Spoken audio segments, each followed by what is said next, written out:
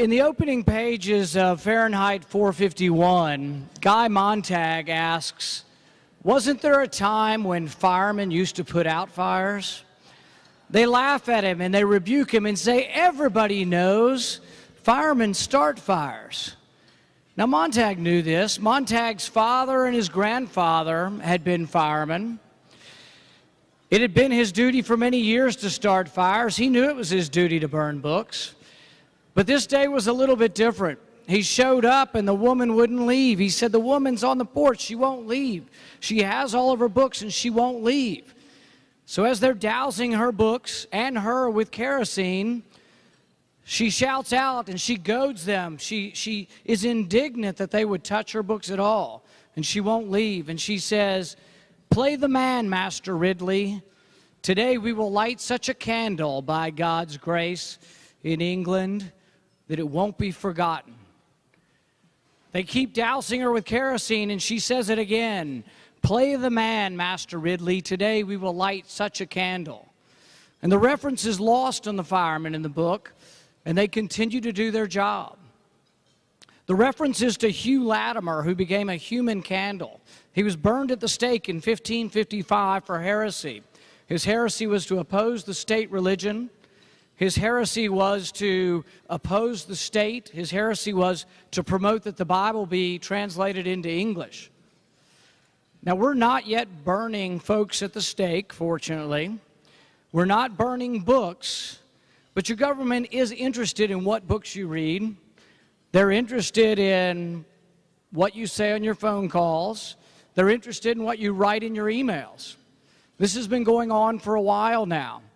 Last week I asked for a report on this and I was given a classified briefing. I wanted to know, to what extent is your privacy being invaded?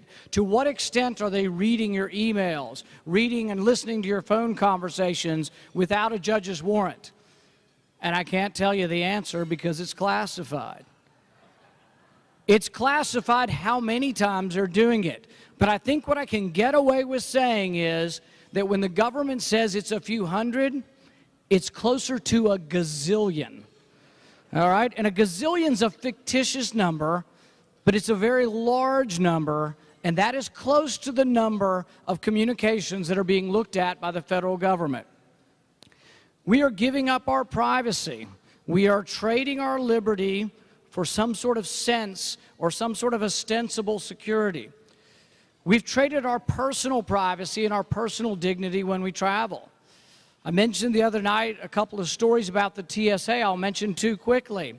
There was a man transporting the ashes of his parents, of his father, in an urn. The TSA made him open it. They swirled their fingers in the human ashes. It fell to the floor and the ashes fell out and they laughed. Another young man who's deaf was with a deaf group. He comes through with candy in his luggage and they say, you can't take the candy, you have to donate it, or you don't travel. He donates the candy, and as he walks off, they're laughing at him and saying, you effing deafy, and eating his candy. This is what we've come to. There's a Harvard Law School professor by the name of Noah Feldman, and he wrote recently, he said, the next time the TSA asks you to put your hands above your head, a little bit higher, no hun, just a little bit higher, and hold this pose for 7 vulnerable seconds. The next time they ask you this, ask yourself, is this the pose of a free man?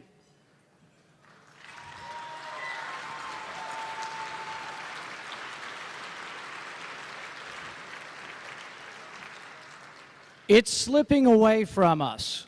Hugh Latimer was a human candle, and when he said that let not this episode be forgotten, let this be an episode that will not soon be forgotten, when he became a human candle, he was a human candle against tyranny and intolerance. We still have a torch that's burning. The Liberty torch is burning, figuratively or otherwise, in New York Harbor. But I exhort you all not to let the flame of liberty go out. Thank you very much.